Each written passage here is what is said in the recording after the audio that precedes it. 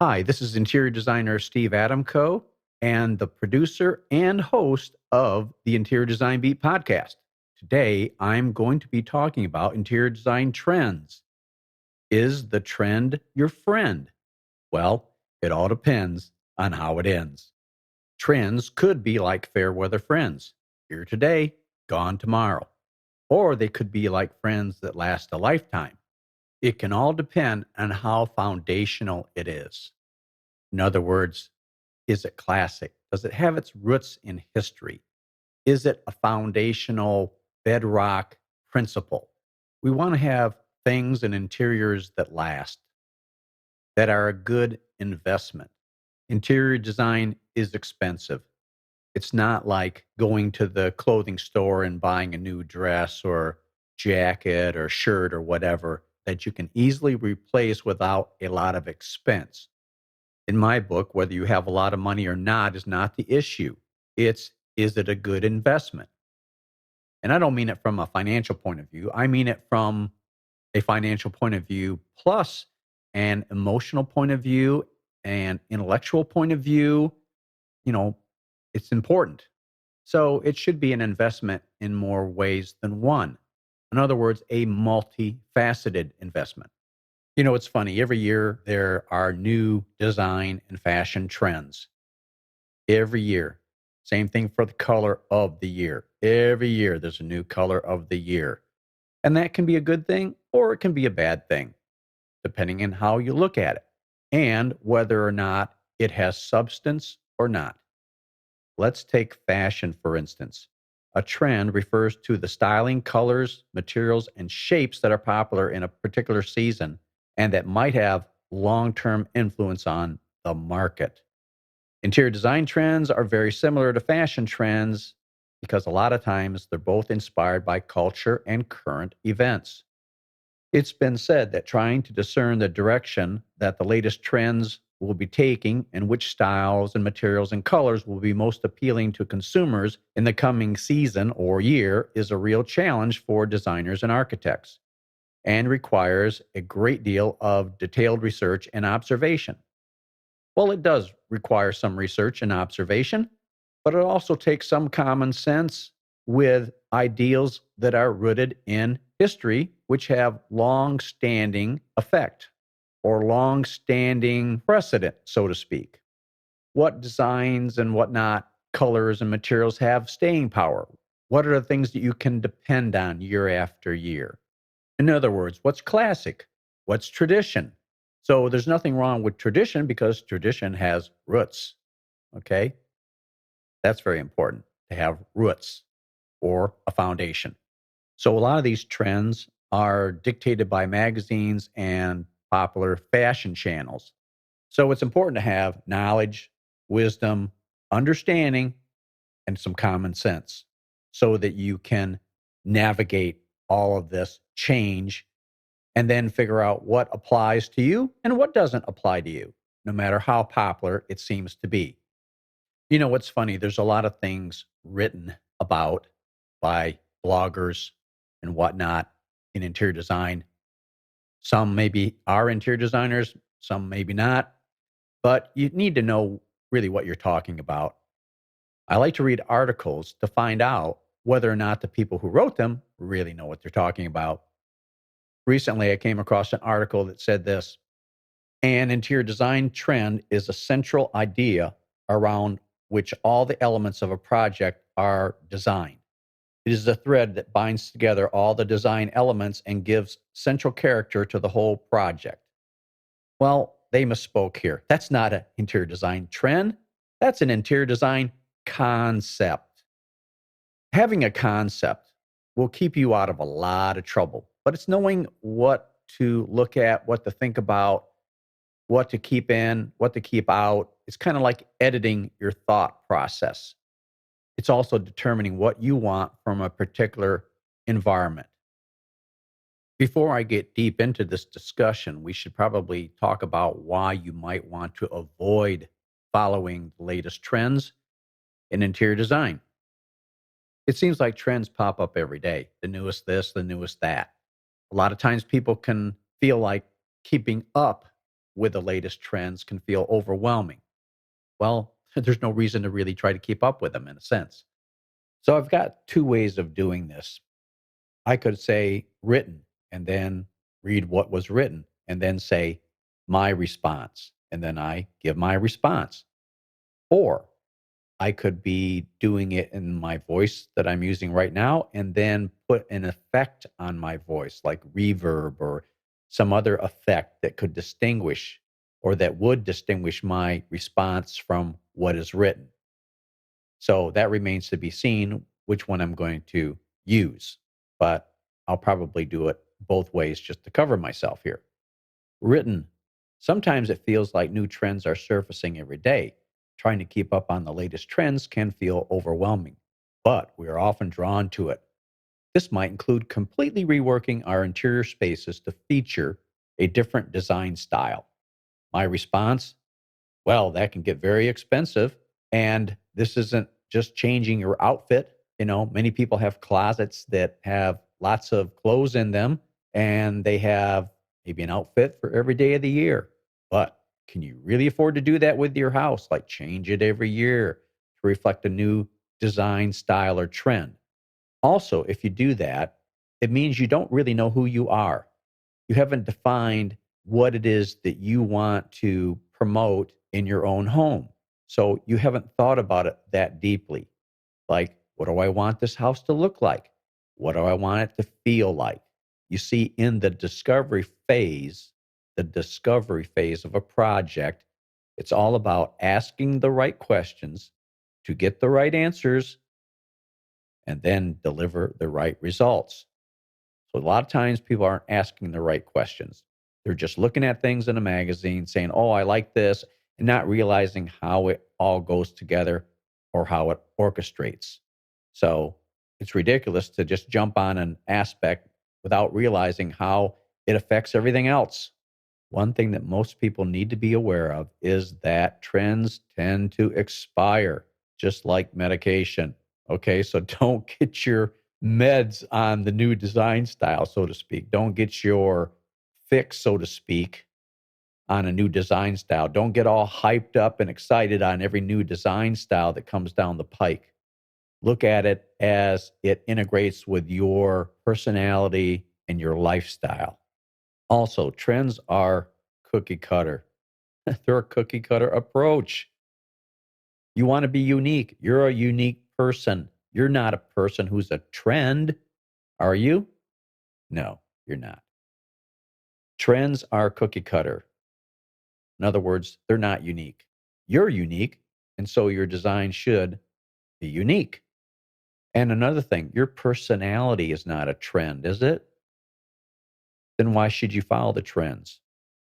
You're a person. You have wants, needs, desires, things that excite you. Those should be the things that are in your home. With so many homes in many places looking so similar, you go through a particular development, and it depends on the price point of the homes in the development. The more high priced things are, the more unique and different the homes are. But in other cases, the homes look so much the same that it's kind of boring. Well, your only differentiator is for you to have a different look in your home, a different feel, a different ambiance. And, don't be afraid to be yourself. A lot of people lack the courage to be themselves. They're concerned about what somebody is going to think, their friends, their girlfriends, their neighbor. What do they think? Well, it doesn't matter, does it? It's your money. Spend it the way you want it. Spend it the way you want to. Another thing is keeping up with the trend can be hard. Maybe the trend lasts a month, maybe a year, maybe 2 years. And then what happens after that? Everything about the trend that you incorporated in your home is now ugh, out of style, expired. So, as you well can imagine, this can be frustrating, time consuming, and costly. One person said instead, you will want to focus on other ways that you can properly decorate your house. Well, again, decorating is an important part of your home, but you're not really decorating your home in a sense. You are, and then you're not, but it's an expression of you. I mean, you can like certain styles, obviously, but personalize them so they're unique to you, unique to your personality. Now, someone wrote, find your signature style. Finding a style that you enjoy can be difficult work and it may take some trial and error. Well, again, who's got time for trial and error? Okay. As long as it doesn't cost you money, I guess it's okay. While a trend might be immediately appealing, the feeling can soon wear off. It's important to find design aspects that you are happy with and that you feel can last for the long term. Speaking with a professional may be able to help you hone in on your unique style. Hey, that's the deal right there. You've got to find a real professional. Just because they call themselves an interior designer doesn't mean a hill of beans. A lot of times they're not that good, or they design with their own particular style. They design with what they like. Okay. I mean, in many states, there's no, well, I guess laws don't really make a difference, do they? Whether you have interior design practice act or an interior design title act, I guess it doesn't matter because you'll get the good, bad, and the ugly in every profession. Even in law, you got to have a law degree, but there are some really good lawyers, some mediocre lawyers, and some really bad ones. Obviously, stay away from them. Stay away from bad and mediocre, okay? Just you got to stick with people who are excellent and who know how to integrate all the different aspects of interior design, which means architecture and furnishings and furniture. So, architecture, furniture, furnishings, everything. It's a complete piece of music, as it were. It's an orchestration. And if you're going to deal with somebody who is a masterful orchestrator. And don't just go by what you heard. Oh, somebody says they're fantastic. Well, how do you know? If you don't know much, your friend may not know much and they think they're wonderful. It's like, no, they're not wonderful. Okay. So get a clue there. I've seen this happen before. Trust me, it is a pain in the butt. Somebody gets somebody that they think were wonderful. And then it's like, well, they didn't do this, they didn't do that. It's like, obviously, they were not highly professional. They were not masterful. They did not have a handle on interior design and architecture as a hand in glove scenario. And they screwed up. Okay. I've been called on jobs like that after the fact. I wish I would have gotten them from the beginning because then we could have used that money to invest in doing it right. I'm a big proponent on do it right once the first time, or do it in such a way that you can add things in later on as more money becomes available, as the budget increases, and things of that nature. And in one of these articles, the person wrote, hire a professional residential home designer. Do I agree with that? Yes. The interior design industry brings in around 10 billion annually. That's true, but who really cares? Does the client really care about how much it brings in annually? No. If you want to find your unique design style and learn how to incorporate it into your home, hiring a professional home designer is a great option. Well, of course, it's a great option. But again, you need to know how to pick the right one. Then it says your home designer can help walk you through every process and help you choose the pieces that you can have in your home for years to come. Again, you've got to have a great interior designer. Okay. And watch out for store designers. Nothing wrong with that, but you're going to have a store look. It's like, oh, you got it all from whatever. Okay. I could use some names here, but it gives that decorated look, not a designed look. Okay. Really, it's all about design, not decoration. Decoration is a part of design, but a lot of times decoration is really not to be equated with design. Okay. Auto manufacturers design cars, they don't decorate cars. Same thing should hold true for residential interior design. We're designing architecture, we're designing interiors, we're designing a comprehensive interior that relates to the architecture, we're designing something that's comprehensive, that's orchestrated and in tune with the people that live there. So it's an extension of them and their personality and the things they like and what's important to them. This takes a lot of delving in and asking the right questions. It takes a lot of quote unquote research. It takes some asking the questions. That's the hard work, okay? The prep work, all the stuff up front that you have to do to create a wonderful environment. Okay? It's all the prep work, just like painting. You've got to sand, you've got to prime, you've got to do all this stuff. It's a lot of work. The painting is the easy part, relatively speaking, as far as time and effort. It's getting everything prepared. Okay? Here's my 6 P's. Prior, proper, preparation prevents poor performance. That'll help you out in a lot of places. Since I like fashion and interior design, I like to go through magazines like Vogue and Architectural Digest and other high-end fashion and design magazines just to see what people are saying. And they'll interview top designers or well-known designers. And some things I agree with what they're saying, and others I don't agree with what they're saying. So to have a little fun here and go back and forth, there's some things that were asked of certain designers that I can make mention of, and then I can reply to it. So it's kind of like a conversation back and forth. And I was looking at the interior design trends to know in 2021 and 2022 because it kind of everything's kind of merged together, you know. So might as well look at them kind of back to back in a way, and also next to each other, and see what carries over and what doesn't carry over, and what is, hey, obvious, or something that's been around for a long time. Like somebody saying that, green is back in. Well, green's always been in. I look around at nature and green's a backdrop for everything. Green leaves, blue sky. Okay. You look at nature. Look at what God designed. Okay. It's been here from everlasting to everlasting. Okay. So it's not a trend.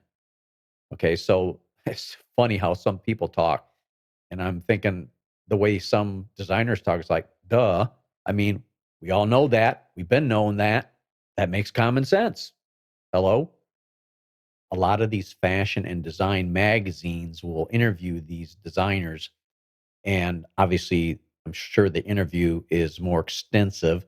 And then they'll take snippets out of that interview and then put it in an article. So I like to read what people are saying. And then, obviously here in the podcast, I'll respond to what is said either in an affirmation way, or like, hello, we've been knowing that, or yeah, I don't really believe that, or I believe that, but that's been that way for centuries or millennia. So anyway, should be kind of fun and interesting.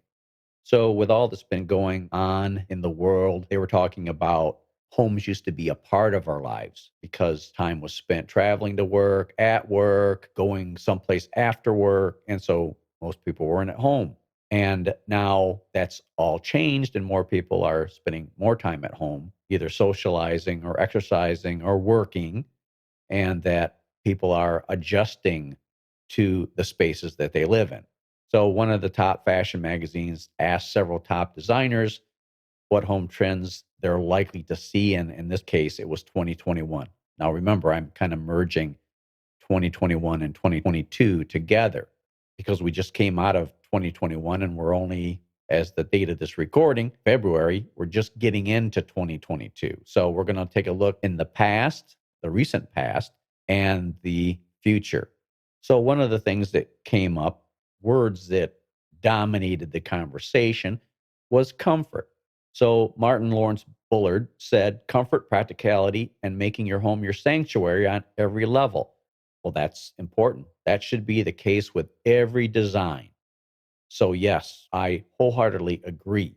Timothy Corrigan said comfort in all forms is becoming more paramount. Yes, I 100% agree with that.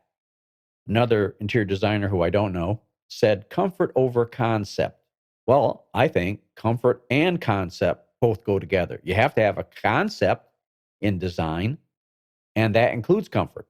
Okay. So why would you say comfort over concept? You've got to have a concept. You've got to have a design plan, a design impetus, a design thrust for everything that you're doing.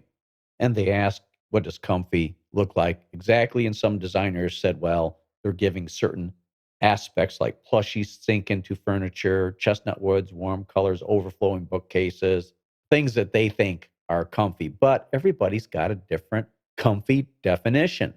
And so when I'm working with people, it's like, okay, what does that mean? What does comfort mean to you? What does elegance mean to you? What does casual mean to you? Okay. These are all important that we personalize these words and not just take them as, words that have generalized meaning, like rustic. I mean, rustic to some is not the same rustic to other people. Kind of like camping. People say, I like to rough it. And they really mean roughing it, like going out there where it's just a pup tent and a fire and no porta potty or no outdoor john or outdoor bathroom or anything like that. Other people think, well, roughing it for me is staying at a five-star hotel. So you've got all these variations that you're dealing with. That's why I say it's so much more fun to be personal and unique and honed in and focused.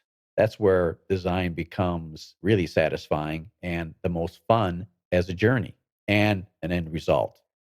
Kathy Ireland talked about less mass produced furniture and more reworking of passed down family pieces or ones you already own. She says there's nothing more thrilling than giving new life to ancestral pieces. Well, I agree. I mean, there's something that's unique, antiques or whatever, giving them a new, fresh look, giving them a new tactile sensibility with fabric, like, say, tapestry or something that's a rich, textured fabric that brings a more tactile sense to it that engages you more. I mean, there's all kinds of wonderful opportunities with that. Another designer said furniture and accessories from local artisans rather than e commerce giants. Well, I agree with that too. That gives a very unique sensibility instead of something that everybody else can buy that doesn't have an engaging aspect to it. He said the trend is to embrace what lasts, what's well made, and what makes you smile. Well, I don't think that's a trend. I think that's a very solid way to think about things. Embrace what lasts, what's well made. I mean, that makes anybody smile. Something that's well made. I mean, cheap stuff doesn't make you smile, does it? I don't think so. So, yeah, I agree with that. Let's do the well made stuff. Now, another topic they were talking about is 24/7 livability. So, Timothy Corrigan says while the mid century look was very popular, now that people are actually hanging out in their living spaces for hours at a time, there's a strong trend towards furniture that's big on soft, comfy sofas and chairs that allow you to lounge with ease. Well, that's a great idea, great look, great feeling.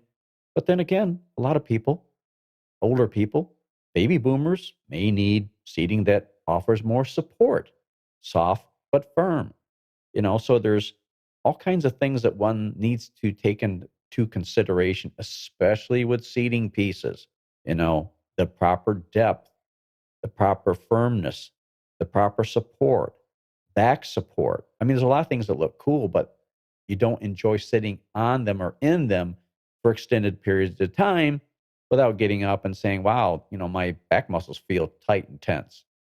I mean, so look, comfort, all this is important. In some cases, you might have a chair that just, hey, it just looks cool. All right. Nothing wrong with that. But as often as possible, make everything usable, functional. You can sit on it, short term or long term. Another designer says, I think minimalism will begin to go by the wayside in 2021. And he says, as we spend more time in our homes, we need more objects to hold our attention. All that empty space can be suffocating. Really? So we need objects to hold our attention? What about people? What about other things? It's kind of weird. Anyway, sometimes these comments are kind of weird, off the wall, even though some of these designers are really good at what they do. Some of them seem a little weird. Here's another comment. Back off all that beige. Kathy Ireland said the all beige catalog look is out. She says, be bold and decorate with conviction. That's great. I like that. Be bold and decorate with conviction. Be bold and design with conviction. Yeah, but the old beige thing, it's like, oh my gosh, could you imagine if God created the world in beige? Oh my gosh, we'd be freaking out. Another designer said, I'd say that 2021 will be a year of attributing meaning to carefully selected pieces, the year of the craftsperson, the artist, the artisan. Well, I agree with that because I think this is the same person that said we need more objects to hold our attention. All that empty space can be suffocating.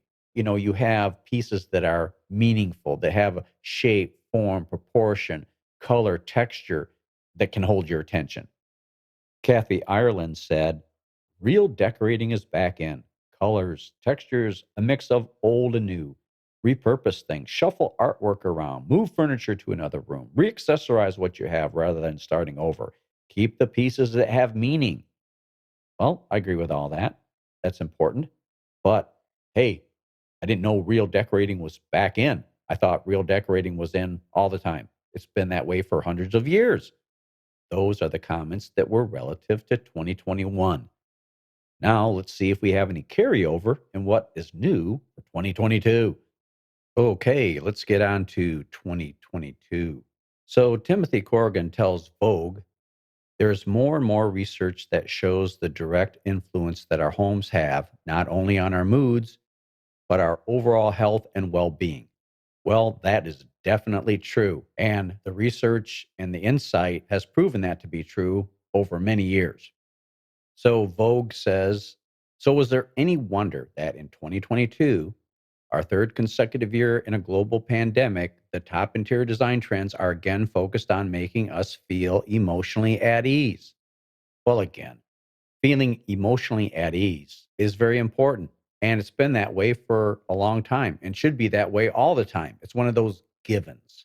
So, yes, in my book, interior design should impact you positively, emotionally, intellectually, visually, tactily. Should be very engaging and supportive of the individuals that live there. Another individual designer says we have been forced to slow down and spend time in our homes. This drives a strong desire to really create a space that reflects both visually and affectionately what it is we are feeling. Well, I agree with that as well. Because when I'm dealing with clients, I always ask them, what do you want this room, this house to feel like? Yes, what it looks like is important, but what's the end result? The feeling. It's like music. That's why they put certain music in certain parts of a movie to emphasize and embrace that emotion that's happening at the time in the movie. So important. So in my book, it's all about creating the ambiance or the ambience, if you prefer French or English pronunciation. So you're looking for ambience, depth, soul, and visual intrigue, just to name a few. But that's not all there is. Texture is also a very important element. The tactile aspect of interior design, the touchy feely part. You could also say the sensual part. Martin Lawrence Bullard said, more gracious and sensual shapes, curved edges, and deep, luxuriant seats. I can definitely agree with that. It's all about form, shape, proportion, color, texture.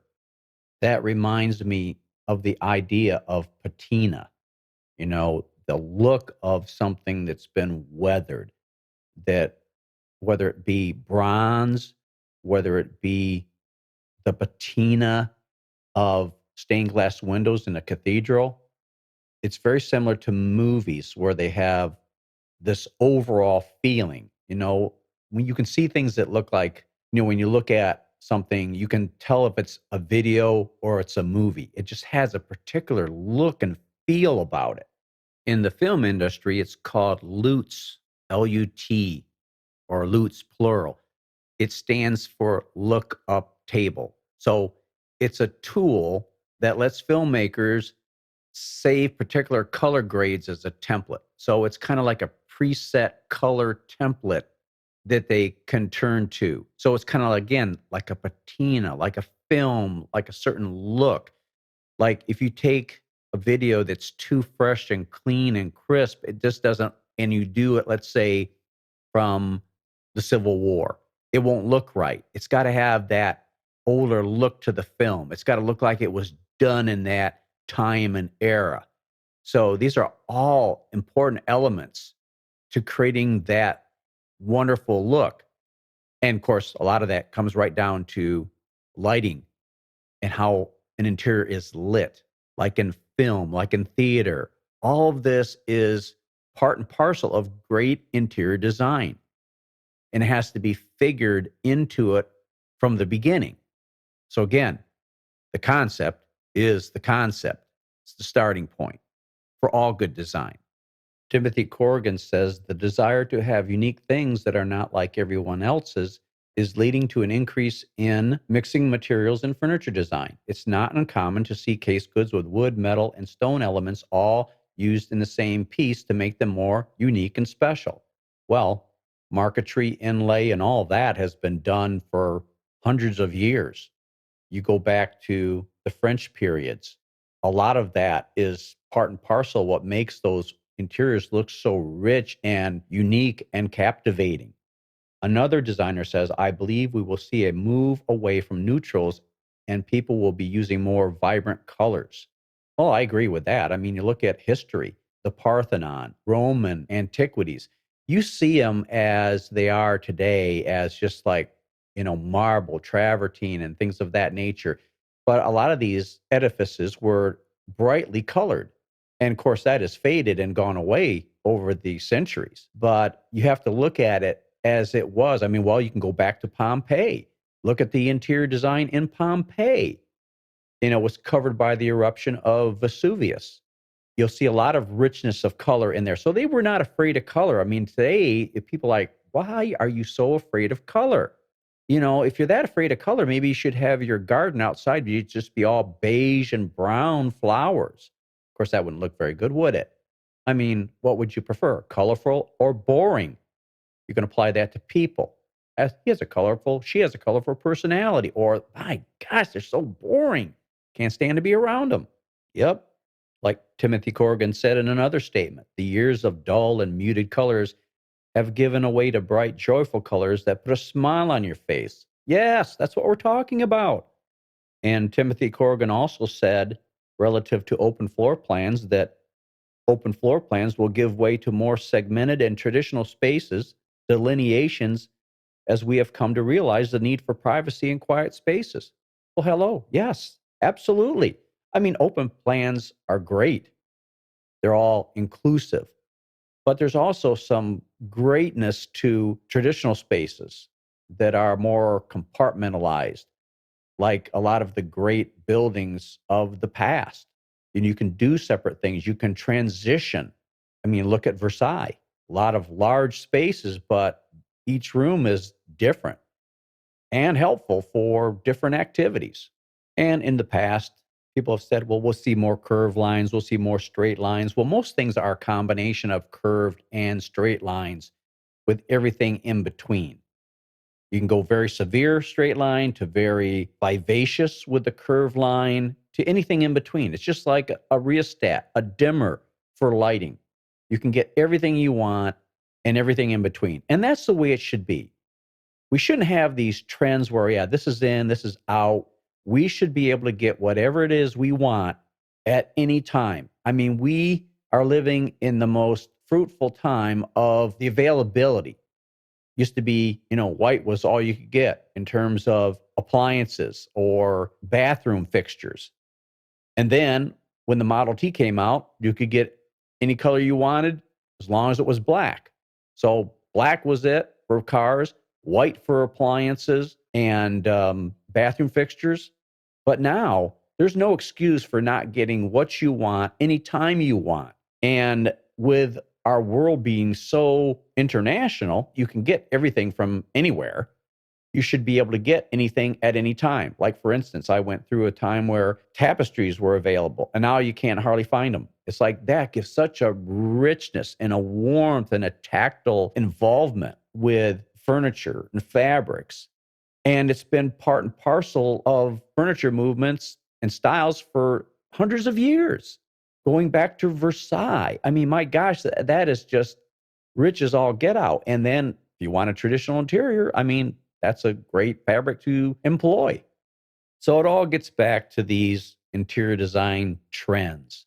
And is the trend your friend? Well, that depends on how it ends. I mean, you can go over the cliff with a trend, and most of the times you do, unless what you're doing is based on foundational principles of interior design and color theory and form and shape and proportion and texture, like the orders of architecture, like a classic Corinthian, Ionic, Doric column. They have certain form, shape, and proportions that have been recognized for years as being the epitome of that particular style. So don't get so wrapped up into these trends and whatnot. Look at your own lifestyle. How you want to live? What do you want things to look like? What do you want things to feel like? Nail that down, tighten that up, and you'll go a lot farther and be a lot happier.